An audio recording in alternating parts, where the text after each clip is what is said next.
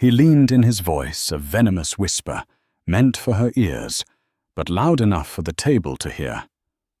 "Did you really think that dress could hide the fact that you've let yourself go?" Eleanor. In the glittering ballroom of the Metropolitan Museum of Art. Alexander Sterling, titan of tech, publicly shamed his wife. He saw her as a faded accessory, a relic of his past, a ghost at the feast of his success. But he was blind to the fire he had just reignited. In minutes, a single conversation would shift the balance of power in Silicon Valley, capturing the attention of the one man who could destroy him. This isn't a story about a woman scorned. It's the story of a genius reclaimed and the epic downfall of a man who mocked the architect of his own success. The air in the Charles Engelhardt Court of the Metropolitan Museum of Art was thick with the scent of hothouse flowers and expensive perfume. It was the first Monday in May, the night of the annual Gala, a maelstrom of fashion fame and formidable wealth. Eleanor Sterling felt like a ghost haunting the edges of a vibrant painting. Her gown, a deep sapphire silk that had cost more than a mid-sized car, felt like a costume for a role she had long forgotten how to play. The theme was gilded glamour, a concept that felt like a cruel joke. Her life was a cage, and tonight it was simply gilded for public display. Her husband, Alexander Sterling, the charismatic CEO of Ethelred Inc., moved through the crowd like a shark navigating familiar waters. His smile was a weapon, his handshake a contract. He was a god in the pantheon of Silicon Valley, the man who had supposedly revolutionized data processing with his proprietary Janus algorithm. To the world, he was a visionary. To Eleanor, he was the architect of her invisibility. They were seated at a prime table, a constellation of power brokers, a venture capitalist with predatory eyes, a film producer, and a supermodel who seemed to subsist on champagne and air. Alexander was holding court, his voice booming with the unshakable confidence of a man who had never been told no. He was telling an anecdote about closing a deal in Tokyo, his hands gesturing grandly, the light catching the platinum gleam of his ridiculously expensive watch. Eleanor just picked at her seared scallops, a polite smile plastered on her face. It was during a lull in the laughter that he turned to her. The smile on his face didn't reach his cold grey eyes. "Eleanor, darling, you're awfully quiet," he said, his tone laced with a patronizing sweetness that made her skin crawl. "Is the excitement too much for you?" Before she could murmur a reply, he leaned closer. That was when he delivered the blow, his words a blade sliding between her ribs. "Did you really think that dress could hide the fact that you've let yourself go? Eleanor, you used to have a spark. Now, look at you." He gestured vaguely with his fork. "Victoria Vanderbilt was asking if you were feeling all right. You look so tired." The insult was perfectly crafted. It was quiet enough to maintain plausible deniability, yet loud enough for the venture capitalist Nicholas Thorne and the model Katya to hear. Nicholas offered a smirk of complicity, while Katya's perfectly sculpted face registered a flicker of pity, which was somehow worse. The heat rushed to Eleanor's cheeks, a painful, prickling wave of shame. Her spark. He was the one who had spent a decade painstakingly extinguishing it, dousing it with neglect, smothering it with condescension. She felt the familiar sting behind her eyes, the reflexive urge to shrink, to disappear into the sapphire silk. For years, this was her role, to absorb his casual cruelty, to be the placid, supportive backdrop for his brilliant life. She opened her mouth to offer a self-deprecating excuse, the well-worn script she always followed. But tonight, something was different. The public nature of the jab, The smirking audience, the sheer exhaustion of her performance, it all coalesced into a tiny, hard kernel of rebellion in her gut. She simply met his gaze, her expression unreadable, and said nothing. Her silence seemed to unnerve him more than any retort would have. He scoffed, turning back to his audience. "My wife, the philosopher," he announced with a theatrical sigh, dismissing her entirely. Eleanor took a slow, deliberate sip of water, her hand trembling slightly. As she placed the glass down, her eyes scanned the room, a desperate search for an escape. Her gaze drifted past the marble statues and the towering floral arrangements, and snagged on a man watching their table from across the room. It was Harrison Davenport. Even in this room of titans, Davenport was a leviathan. His wealth was older, vaster, and quieter than the flashy money of Silicon Valley. He ran a diversified global conglomerate with a legendary reputation for his shrewd investments in disruptive technologies and his even more legendary ruthlessness in dismantling his competition. He wasn't smiling. His expression was one of intense analytical curiosity. He wasn't looking at Alexander, the preening peacock. He was looking directly at her. Their eyes met for a fraction of a second. In his, she saw not pity, but something else, recognition. It was as if he could see right through the sapphire gown and the tired smile to the complex machinery whirring silently underneath. The moment was broken by Alexander's booming laugh. He had thrown his head back, utterly pleased with himself. The sound grated on Eleanor's nerves like grinding metal. In that instant, the kernel of rebellion began to germinate. She wasn't just tired of being his prop. She was tired of being underestimated. Alexander saw a faded photograph. Harrison Davenport, for a fleeting second, had looked at her like she was an unsolved equation. She excused herself from the table, her movements fluid and calm, a stark contrast to the storm brewing within her. "I need some air," she murmured, not waiting for a response. As she walked away, Alexander called after her a final twist of the knife for the benefit of the table. "Don't get lost, dear. You know how you get with directions." The laughter that followed her was the last sound she heard as a wife. As she stepped out onto the cool terrace overlooking Central Park, the city lights a glittering tapestry below Eleanor. Sterling made a decision. Alexander thought he had extinguished her spark. He was wrong. He had just provided the fuel, and she was about to light a fire that would burn his entire empire to the ground. The Sterling's penthouse on Park Avenue was a monument to Alexander's success. It was a cold, minimalist space of glass chrome and white marble, curated by a high-priced designer to look more like a modern art gallery than a home. It had always felt like his space, not theirs. Tonight, the silence within its walls was deafening. Alexander had gone to an after-party, not even bothering to ask if she was coming. He assumed, as always, that she would simply go home and wait. Eleanor walked past the commissioned abstract paintings and the sterile, untouched furniture, her sapphire gown whispering against the polished floor. She didn't stop until she reached his office, the one room she was tacitly forbidden from entering. The lock was a biometric scanner, tuned to his thumbprint, a daily reminder of her exclusion from the core of his life. But Alexander, in his supreme arrogance, had forgotten that she was the one who had set up his entire home security system years ago. A few deft keystrokes on her phone, and the lock clicked open with a soft, satisfying sigh. The office was Alexander's sanctum sanctorum. One wall was a floor-to-ceiling window offering a god's-eye view of Manhattan.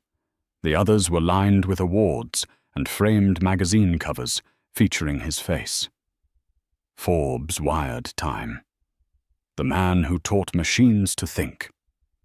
The irony was a physical ache in her chest. She ignored the accolades and went straight to the large built-in bookshelf. Behind a row of leather-bound first editions, she knew there was a safe. She didn't need the combination. She was looking for something else. On the bottom shelf, covered in a fine layer of dust, was a stack of old bound documents. She pulled one out. The cover was simple, dark blue cardboard with a gold embossed title, Project Chimera, a non-deterministic approach to predictive natural language processing. Below it, her name, Eleanor Vance. Her maiden name. Her real name, it felt like now. She sank into Alexander's imposing leather chair, the cool material a shock against her skin. She opened the thesis. Her thesis from her doctoral program at Stanford, and the pages fell open to a diagram of a neural network, so complex and elegant it felt like gazing at a memory of a past life. This was her work, her passion, her spark. A decade ago, Eleanor Vance was considered one of the most promising minds in computational linguistics. Project Chimera was her life's work. It wasn't just a predictive text algorithm, it was a quantum leap forward. It was designed to understand not just language, but intent, subtext, and cultural nuance. It could predict market shifts from financial news, detect nascent social movements from online chatter, and even identify potential security threats by analyzing patterns in global communications. It was powerful, groundbreaking, and as her mentor, Dr. Beatrice Finch, had warned, potentially dangerous in the wrong hands. Back then, Alexander Sterling was just another ambitious grad student with a floundering startup. He was handsome, charming, and utterly captivated by her brilliance. He'd listen for hours as she explained her theories, his eyes wide with what she had mistaken for admiration. His own company, Ethelred, was on the verge of collapse. He had a decent interface, but his core processing was weak and inefficient. Then came the offer. A partnership. "We can build this together, Ellie," he'd said, his voice full of fervent promise. "You're the brain, I'm the face. We'll change the world." He had asked to see her source code just to understand how they could integrate it. Young and deeply in love, she had agreed. Weeks later, he came to her, his face a mask of remorse. There had been a server crash, he claimed, a catastrophic data loss. Her primary research, the core of Chimera, was gone.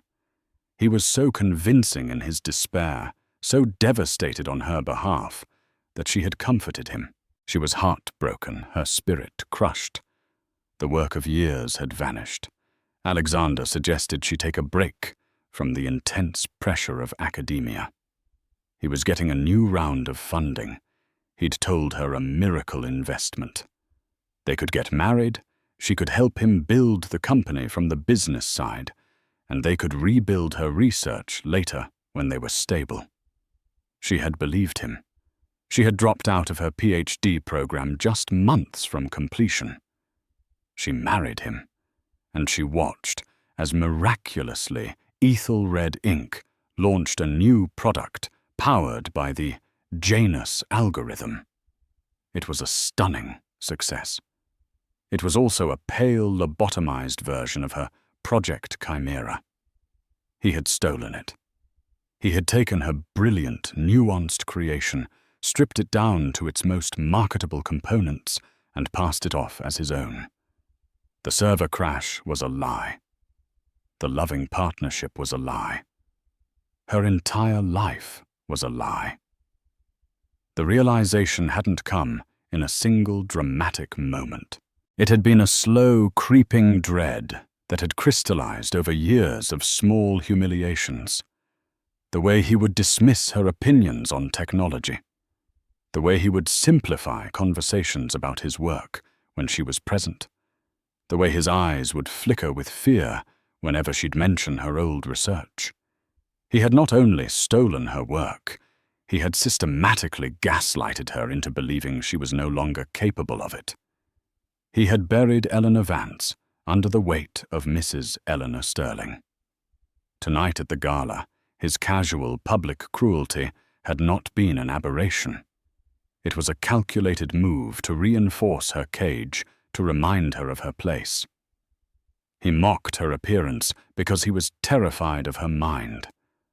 Clutching the thesis to her chest, Eleanor stood up and looked at her reflection in the dark panoramic window. Behind her, the ghost of the woman she had been. In front of her, the glittering, endless possibilities of the city. He hadn't just stolen her past.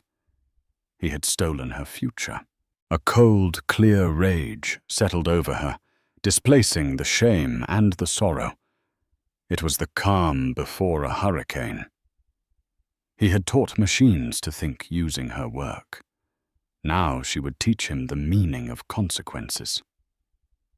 She pulled out her phone, her fingers flying across the screen. She found the number she hadn't dialed in almost 10 years. The name on the screen read, Dr. Beatrice Finch. She pressed call. As the phone began to ring, she walked over to Alexander's polished mahogany desk.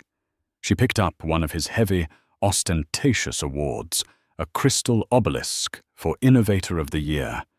She looked from the award to her thesis, and a slow, dangerous smile spread across her face. The call connected. Beatrice, she said, her voice steady and clear, devoid of the hesitation that had plagued it for years. It's Eleanor. I need your help. It's time to bring Project Chimera back online. The coffee shop in Palo Alto was deliberately chosen for its anonymity. It was a relic from a pre-tech boom era, with worn linoleum floors and the lingering smell of burnt coffee, a place no self-respecting venture capitalist would ever enter. Dr. Beatrice Finch sat at a corner booth, her sharp, intelligent eyes scanning the street. She hadn't changed much in a decade. Her silver hair was still pulled back in a severe bun, and she wore the same no-nonsense tweed blazer she had favored at Stanford.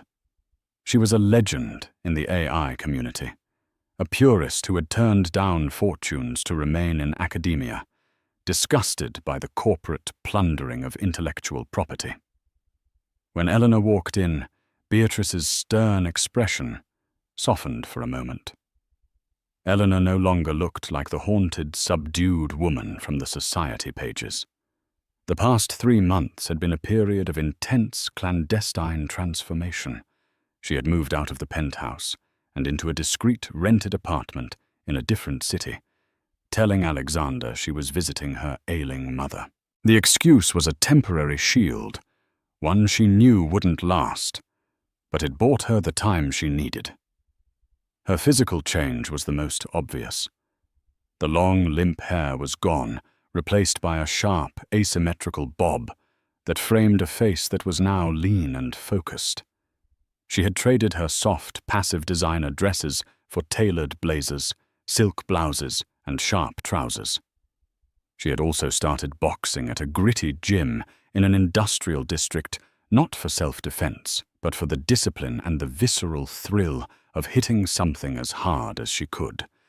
The hesitant posture was gone, replaced by the centered, balanced stance of a fighter. Eleanor Beatrice said, her voice a low rumble. "You look formidable." "I feel formidable," Eleanor replied, sliding into the booth. She opened her laptop. "I have the original source code, the pre-compiled build from my university servers. I backed it up on a separate air-gapped drive that he never knew about. It's all here, the real Chimera." For the next hour, they weren't a former student and her mentor. They were 2 brilliant engineers diving into a sea of complex code. Eleanor walked Beatrice through the architecture, her passion for the work bubbling to the surface, infectious and brilliant. She explained how Alexander's Janus algorithm was a clumsy imitation. He had taken her predictive engine, but had been unable to replicate the non-deterministic adaptive learning core that made Chimera so revolutionary. Janus could follow patterns. Chimera could anticipate them. Janus was a calculator. Chimera was an oracle. He didn't just steal it, he butchered it. Beatrice muttered her disgust, palpable, as she scrolled through lines of code. It's like he photocopied the Mona Lisa in black and white and is calling himself Da Vinci. I'm not just going to rebuild it, Beatrice, Eleanor said, her eyes gleaming with intensity. I'm going to make it better. 10 years of hardware and processing advancements have passed. What was theoretical then is possible now. I want to build a new company, a new platform, something that will make Ethelred obsolete overnight. Beatrice leaned back, studying her. This isn't just about business, is it? This is about retribution. Retribution is a part of it. Eleanor admitted, her voice dropping. He didn't just take my work.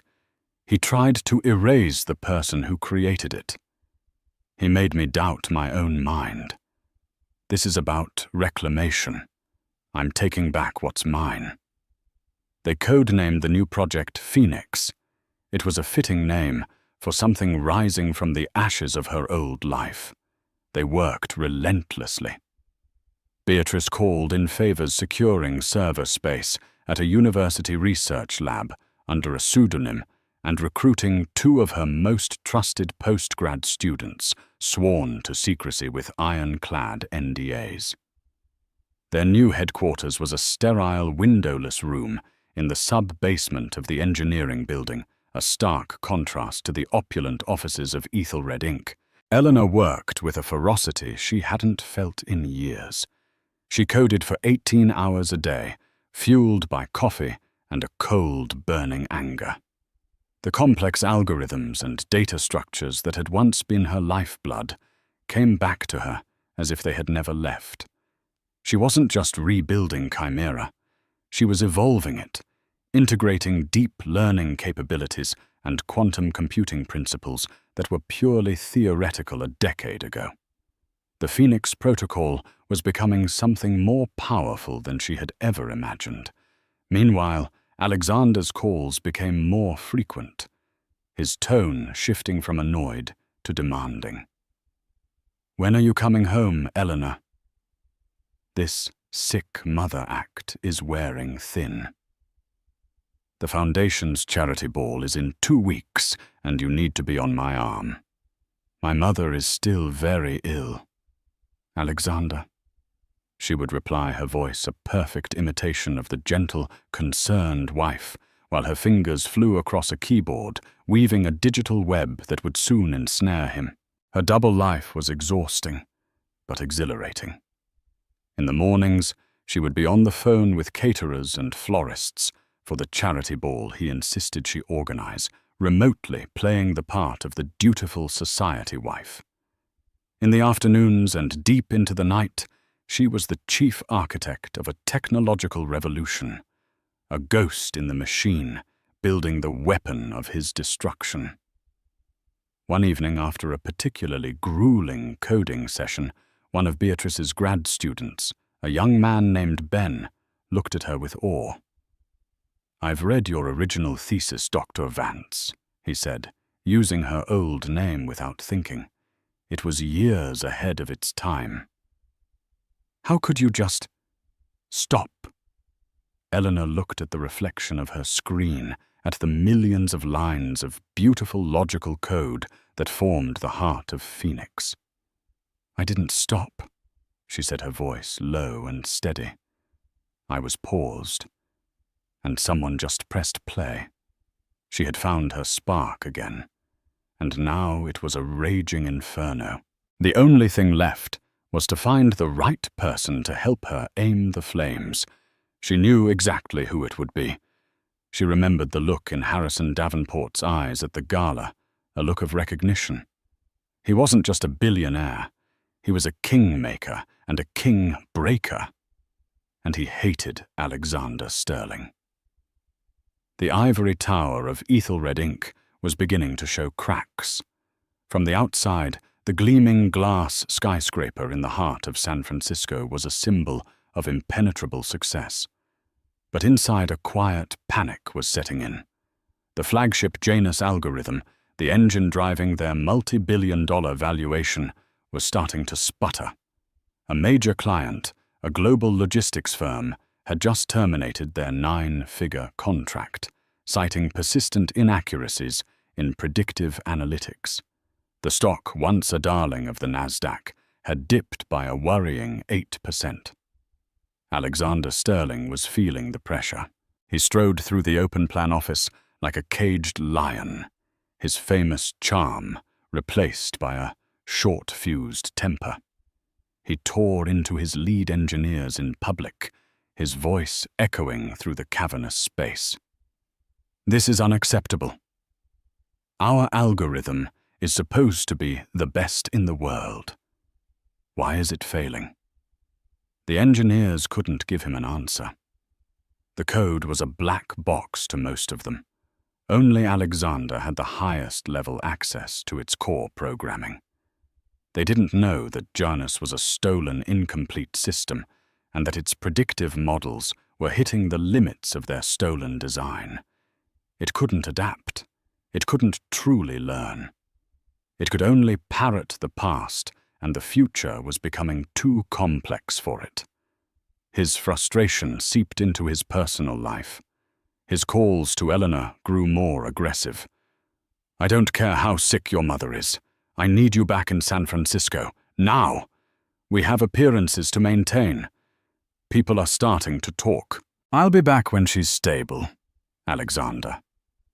Eleanor replied calmly from her Spartan apartment, a schematic of a quantum entanglement processor glowing on the monitor beside her. "This is ridiculous," he seethed. "You're my wife.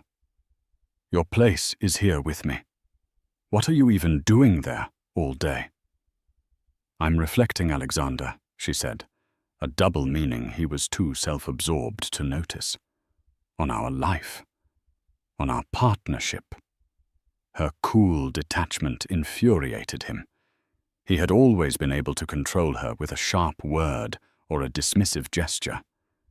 Now it was like throwing stones at a fortress. Unbeknownst to him, his PR head and mistress, a sharp-witted woman named Samantha Croft, was also beginning to have her doubts. She saw the numbers, she saw his increasingly erratic behavior, and she started quietly updating her resume. It was during this period of mounting chaos for Alexander that Eleanor made her move. She secured a meeting with Harrison Davenport, not through a formal request which would have been flagged by Alexander's people, but through a back channel her old mentor, Beatrice Finch, who had once collaborated with one of Davenport's research divisions. The meeting took place not in a sterile boardroom, but in the private library of Davenport's Pacific Heights mansion. The room smelled of old leather and wood smoke. Harrison Davenport was older than he appeared in photos, with eyes that held the shrewd, patient energy of a predator who knows his prey will eventually come to him. He gestured for Eleanor to sit. "Mrs. Sterling," he began, his voice a smooth baritone. "I must confess to a certain curiosity. I saw the exchange between you and your husband at the gala. It was illuminating." Eleanor did not flinch. "Mr. Davenport, I am not here as Mrs. Sterling. I am here as Dr. Eleanor Vance, and I am not here to discuss my marriage. I'm here to discuss the future of predictive analytics and to offer you the investment opportunity of a lifetime." She didn't plead for help. She didn't present herself as a victim. She opened her laptop and for 30 minutes delivered a masterclass. She laid out the architecture of the Phoenix Protocol with clinical precision. She demonstrated its capabilities with a live simulation showing how it could have predicted the exact supply chain disruption that had cost his own company a fortune last quarter. She showed him how Phoenix could analyze financial markets with a 98.7% accuracy rate, rendering algorithms like Janus obsolete. Davenport listened in complete silence, his steepled fingers covering his mouth, his eyes never leaving the screen. He was one of the few people on the planet with the technical expertise to fully grasp the magnitude of what she was showing him. He recognized the ghost of her Chimera project, a piece of academic research he had followed with interest a decade ago, before it had mysteriously vanished. When she was finished, he was quiet for a long moment. "This is Chimera," he stated, not a question. "It's what Chimera was always meant to be," she corrected. "And Alexander Sterling?" he asked, his voice soft. "He is running his company on a stolen, broken piece of my beta code from 11 years ago," she said, her voice devoid of emotion. "He is a fraud, and the technological limitations of his theft are about to catch up with him in a very public way." Davenport leaned forward. "This is more than an investment for you. You want to destroy him. Mr. Sterling built his empire on a lie that cost me my career and my identity." Eleanor stated, her gaze unwavering. "I am not interested in simple destruction, Mr. Davenport. I am interested in a market correction. I am building a superior product that will demonstrate unequivocally his entire enterprise is fraudulent. His ruin will simply be a byproduct of my success." Harrison Davenport smiled for the first time. It was a thin, appreciative smile. He respected power and strategy above all else. What he had witnessed was not a plea for rescue, but a declaration of war from a brilliant, wronged strategist. "Dr. Vance," he said, rising from his chair and extending a hand. "You will have my full backing. My family office will provide you with all the capital you need. We will set you up with the best legal team and a covert launch strategy. Your husband has been a thorn in my side for years. I can think of no more elegant way to remove it." As Eleanor shook his hand, she felt a surge of cold, clean power. The deal was done. The final pieces were in place. Alexander was so busy looking for threats from his competitors, he never once thought to look at the woman sleeping on the other side of his bed.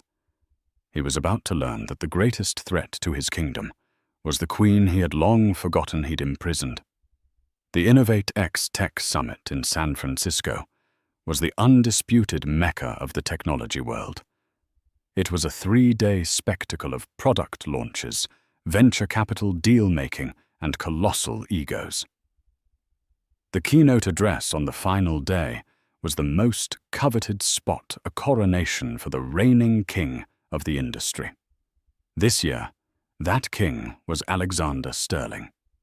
He took the stage to thunderous applause and a dazzling light show. He was in his element, radiating charisma, his recent business troubles seemingly forgotten. He spoke for an hour about the future of AI, using soaring rhetoric and beautifully designed slides to promise a new era of efficiency and insight, all powered by the next generation of the Janus algorithm. It was a masterful performance, full of sound and fury signifying nothing.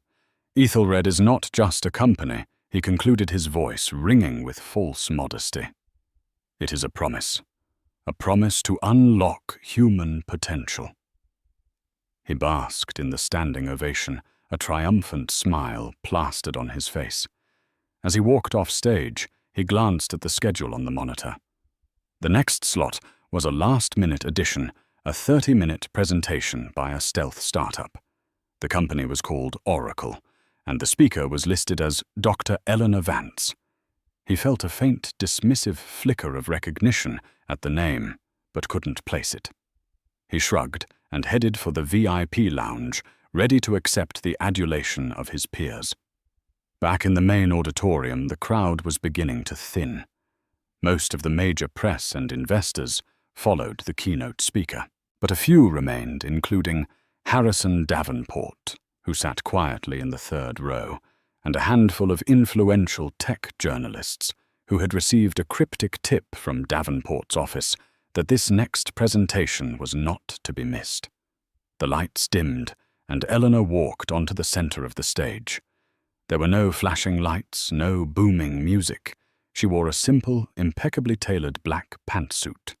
She looked powerful, calm, and completely in command. A murmur went through the remaining audience. A few people recognized her as Alexander Sterling's reclusive wife. "Good afternoon," she began, her voice, crisp and clear, amplified through the auditorium. "My name is Dr. Eleanor Vance.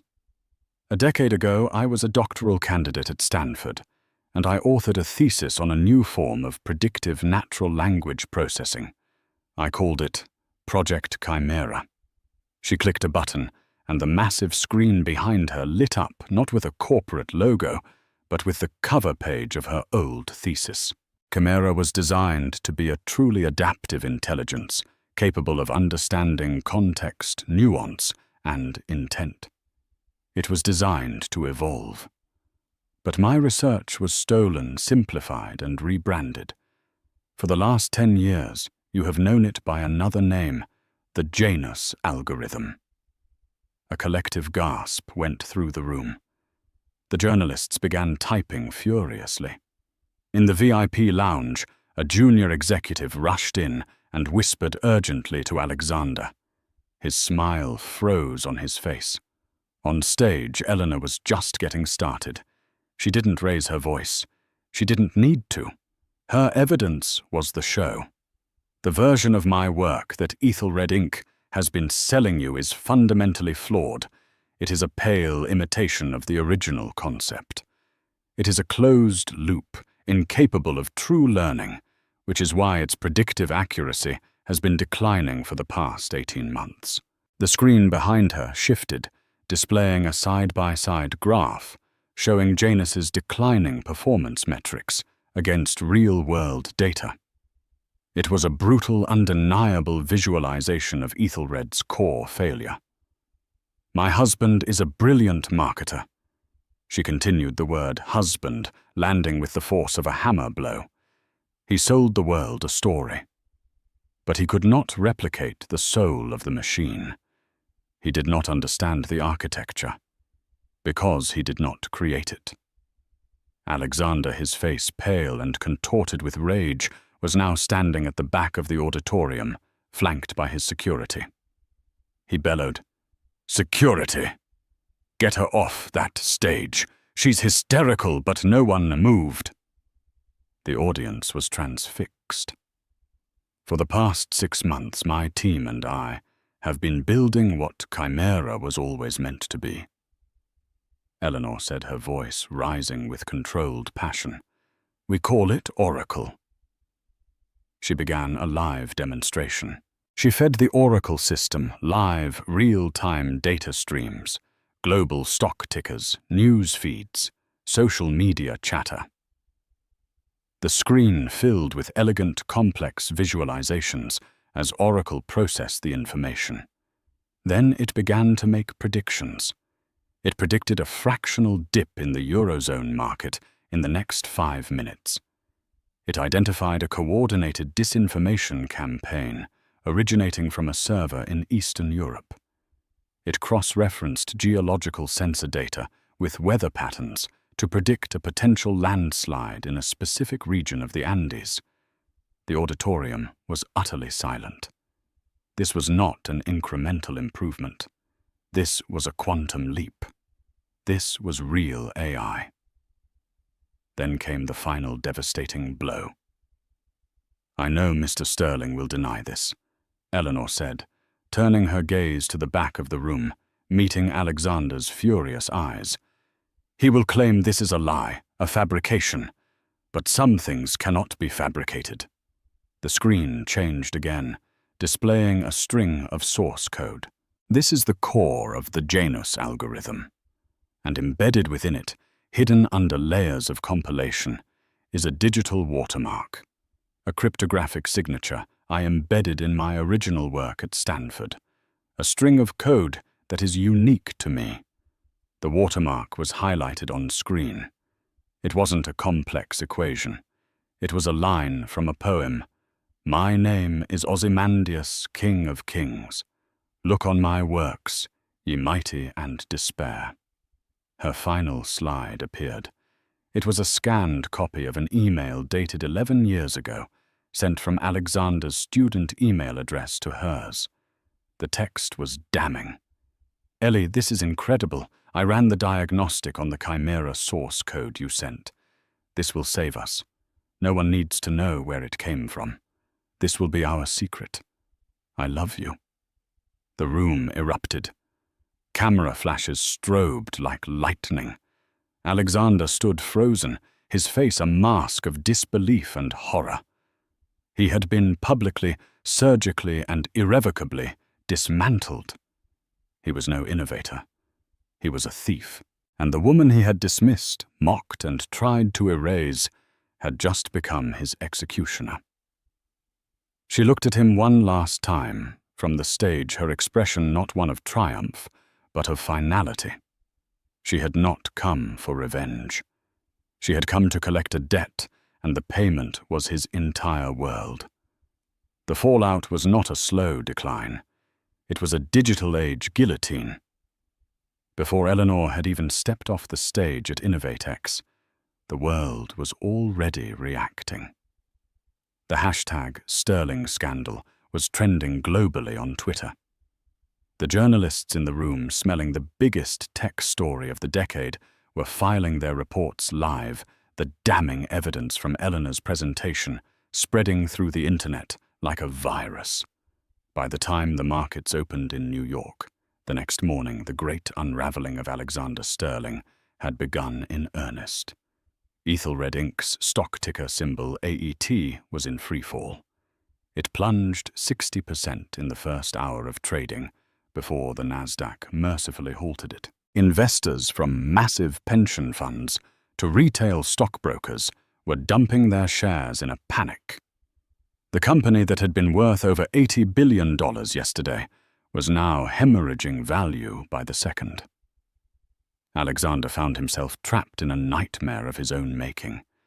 He was barricaded in the Ethelred Tower, but the walls offered no protection. His phone was a ceaseless siren of incoming calls, his board of directors, his investors, his lawyers, all demanding an explanation he did not have. He released a frantic, poorly worded press statement calling Eleanor's claims the baseless, vindictive fabrications of an unstable woman. But it was like using a bucket of sand to stop a tsunami. The proof was too concrete, the email too damning. The board of directors, a group of ruthless individuals who valued their own portfolios far more than their loyalty to him, convened an emergency meeting via Zoom. Alexander, patched in from his office, watched their faces once so full of deference and admiration, now cold with fury. The call lasted 7 minutes. At the end of it, Alexander Sterling was unanimously voted out as CEO and chairman of the company he had built on a lie. He was fired effective immediately, his access to the company servers and his office revoked remotely as they spoke. He sat in his chair, listening to the dial tone, the silence of his downfall. His mistress, Samantha Croft, was a pragmatist. She saw the sinking ship and had no intention of going down with it. She walked into his office without knocking her designer handbag, already packed. "I'm leaving Alex," she said, her tone devoid of its usual sultry warmth. "You can't," he stammered, looking up at her with desperate eyes. "I need you. We need to handle this." She laughed, a short, bitter sound. "There is no we. You're a fraud, Alexander. And worse, you got caught." I put my career on the line for you, and you were just a cheap knockoff of your wife." She placed her company keycard on his desk. "Good luck. You'll need it." She walked out without a backward glance. The legal repercussions were swift and brutal. Harrison Davenport's legal team, a veritable army of the sharpest corporate lawyers in the country, filed a massive lawsuit on behalf of Oracle for intellectual property theft, seeking billions in damages. Class action lawsuits from shareholders began to pile up, accusing Alexander and the board of securities fraud. The Department of Justice announced a federal investigation. The media was merciless. The narrative was irresistible, the brilliant, suppressed wife rising up to reclaim her legacy from her fraudulent, arrogant husband. News outlets dug into their past, unearthing Eleanor's academic records from Stanford, interviewing her old professors, who all confirmed her genius. They painted a portrait of Alexander as a parasite who had latched on to her brilliance and then cast her aside. Every magazine cover that had once celebrated him was now running features on his spectacular demise. Days blurred into a montage of humiliation for Alexander.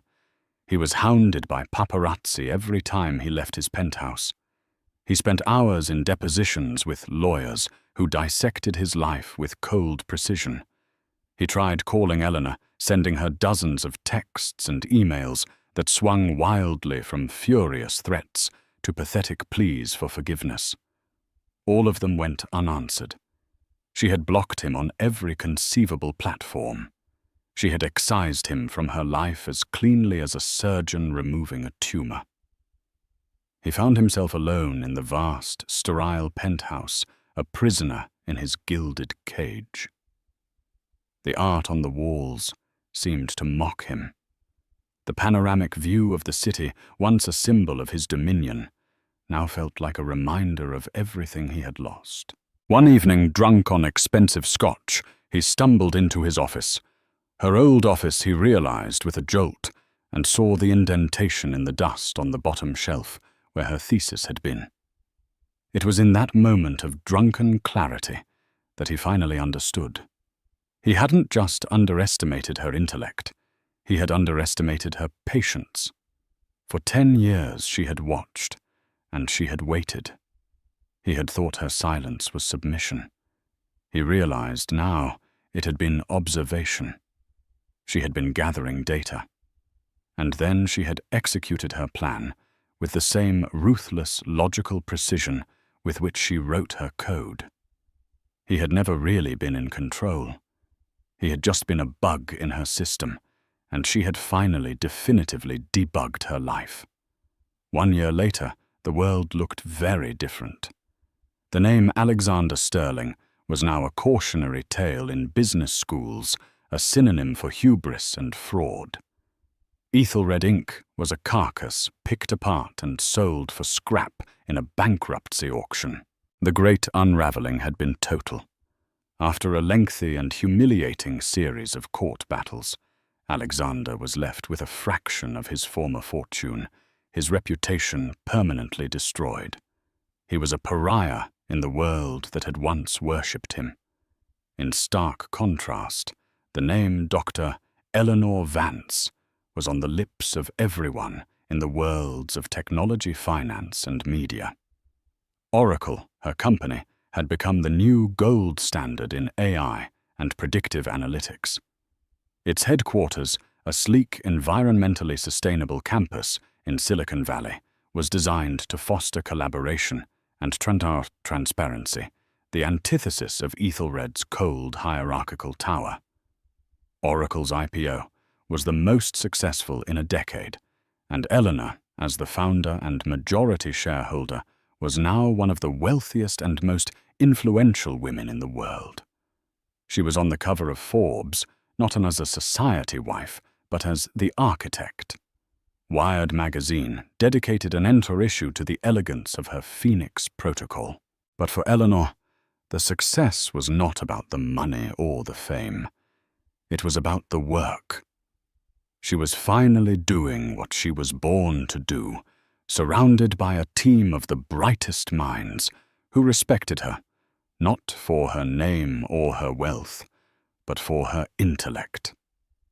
Her partnership with Harrison Davenport had evolved beyond business. He was a constant presence in her life, a companion who challenged her, celebrated her, and saw her for exactly who she was. Their relationship was not one of fiery passion, but of deep, quiet understanding, a partnership of equals, built on a foundation of mutual admiration and respect. He never tried to dim her light to make his own shine brighter. Tonight, Eleanor was not in a boardroom or a lab. She was hosting a charity gala at the San Francisco Museum of Modern Art, the inaugural event for the Vance Foundation, an organization she had created to fund and support young women in STEM fields. She moved through the crowd with an easy, unassuming grace. She wore a simple, elegant gown of dark emerald green, but the most stunning thing about her was the genuine light in her eyes. The haunted look was gone, replaced by a calm, centered confidence. She was speaking with a group of scholarship recipients, their young faces bright with awe and admiration, when she felt a familiar prickle on her neck. She glanced across the room through the glass walls of the museum to the street outside. A city bus hissed to a stop, its fluorescent lights illuminating the figures waiting at the bus stop. One of them was Alexander. He was barely recognizable. The tailored suit was gone, replaced by a cheap, rumpled coat. His famous charisma had evaporated, leaving behind a hollowed-out shell of a man. He looked thin, haggard, and profoundly lost. He was staring towards the museum, not at her specifically, but at the light and laughter spilling from it, a world he was now permanently locked out of. Their eyes did not meet. He was just a random face in the crowd, a ghost from a past life. A year ago, the sight of him so diminished might have brought her a surge of triumphant pleasure, but now she felt nothing of the sort. There was no hatred, no anger, not even pity. There was only a quiet sense of closure, the feeling of a final heavy door clicking shut. His fate was no longer her concern. His downfall was his own symphony.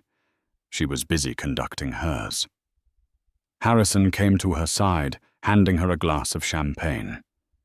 "Everything all right?" he asked, following her gaze, though he couldn't see what she saw. Eleanor turned away from the window, a small, genuine smile gracing her lips. She looked around the beautiful room, at the art on the walls, at the bright young women whose futures she was helping to build, at the man by her side, who looked at her as if she were the most interesting person in the world. Everything she said, her voice full of a peace she had once thought unattainable, is perfect. She had not just won. She had become whole. And in the end, that was the only victory that had ever truly mattered. 2 years passed, not in a blur, but as a series of distinct, well-earned moments. The name Sterling, once a titan of industry, was now a ghost, a brand so toxic it had been scrubbed from buildings and letterheads, relegated to the dense legal archives of corporate implosions. The name Vance, however, had accrued a different kind of weight. It was now etched in polished steel above the entrance to the new Center for Computational Ethics at Stanford University, the very institution where Eleanor's journey had begun. Eleanor stood on the dais in the sun-drenched atrium of the new center, not as a CEO or a tech mogul, but simply as its benefactor. The Vance Foundation had become her second passion, a way to channel the vast resources of Oracle into building the future she wanted to see, one where technology was guided by conscience and where brilliant young women were never made to feel they had to choose between their ambition and a partner's ego. After her speech, a young woman with bright, eager eyes approached her. She was Sophia Reyes, the inaugural recipient of the Vance Fellowship. Her work, an AI model designed to detect and counteract bias in judicial sentencing algorithms, was revolutionary. Dr. Vance Sophia began her voice, a mix of nerves and excitement. What you said about legacy, about it not being what you leave behind, but what you build for others to stand upon. It's the reason I'm here. You didn't just create a company, you created a possibility. Eleanor smiled, a warmth spreading through her chest that no stock valuation could ever provide. The possibility was always in you, Sophia. I just helped clear the path a little. It was later that week, back in her office, overlooking the San Francisco Bay, that the past sent a final, faint echo. Her personal lawyer, a sharp, empathetic woman named Catherine, scheduled an unexpected call. "I'm sorry to bring this to you." "Eleanor?"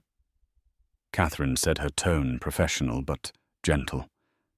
"But I've been contacted by a court-appointed trustee for Alexander Sterling's estate, or what's left of it." Eleanor felt a flicker of, not emotion, but clinical curiosity. Is he in some new trouble? No. He's gone. Alexander passed away last week. A heart attack. He was living in a small apartment in Nevada. The trustee found an unsent letter addressed to you.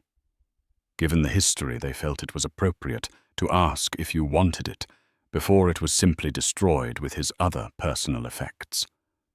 Eleanor was silent for a moment, processing the news. There was no grief, no shock, just the quiet finality of a story ending. He was no longer a monster or a memory, just a man who had run out of time. "Please," she said, her voice steady. "Have it scanned and sent to me." An hour later, the letter appeared in her secure inbox. The handwriting was a shaky, barely recognizable version of Alexander's once confident script. It was not an apology. It was a confession, a rambling post-mortem of a soul. "Eleanor," it began. "I don't know why I'm writing this. Not for forgiveness. I don't think that word applies to me. I think I just need to say it, if only to this paper. I remember the first time you explained Chimera to me. We were at that little cafe on University Avenue.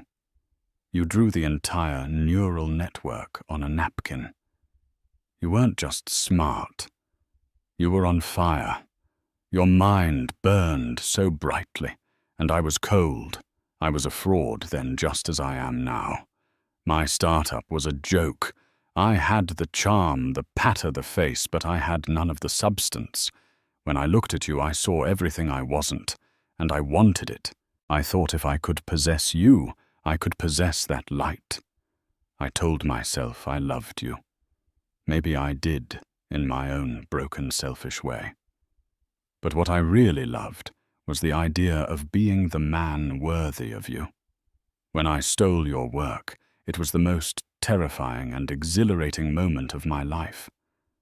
I knew I couldn't understand it, not really. Not the way you did. Janus was my clumsy attempt to copy a symphony with a child's toy piano, but it worked for a while. And the more successful I became, the more terrified I was that you would wake up one day and see me for what I was. So I started putting out the fire. A comment here, a dismissal there. I made your world smaller, so mine could feel bigger. I mocked your looks because I was terrified of your mind. It was a constant, exhausting effort to keep the genius I lived with from realizing she was a giant and I was an insect. I see you now on the news. Dr. Vance, you have the name back. You have the fire back. You're building things. I broke things. That's the difference. That was always the difference. I don't expect you to read this, but I know Oracle's predictive models. I bet you even knew this letter was coming. You always were 10 steps ahead. Eleanor finished reading and stared out the window for a long time. The letter did not change anything, but it illuminated everything. It wasn't just about greed. It was about a profound and pathetic insecurity. He hadn't hated her. He had been in awe of her, and his fear had curdled into a poison that rotted his life from the inside out. She thought about replying, about offering a word of grace for the dead, but she realized there was nothing to say. Her life was her reply. The Vance Center at Stanford was her reply. Sophia Reyes was her reply. With a final decisive click, she moved the scanned letter into a deep encrypted archive folder labeled Ethelred Closed. It was data, nothing more. A closed case. She then opened a new file, the proposal for the Foundation's next project, a global initiative to provide free open-source AI literacy tools to young girls in underserved communities. Her fingers began to move across the keyboard, not with the fury of reclamation, but with the steady, joyful rhythm of creation. The ghost was gone. The future was waiting to be built. So what is the ultimate revenge? Is it watching the person who wronged you lose everything? Or is it building a life so magnificent, so full of purpose and joy that their memory becomes nothing more than a footnote in your own incredible story? For Eleanor Vance, it was the latter. She didn't just reclaim her stolen work. She reclaimed herself. Her journey reminds us that the brightest sparks are often hidden waiting for the right moment to ignite, and that the most powerful empires can be brought down by the quiet genius they chose to ignore.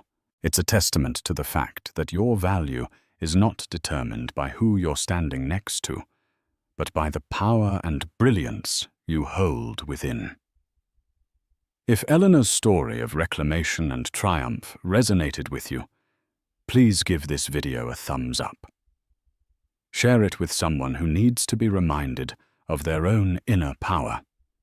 And don't forget to subscribe and hit the notification bell so you won't miss our next story of justice, karma, and the incredible resilience of the human spirit. Thank you for listening.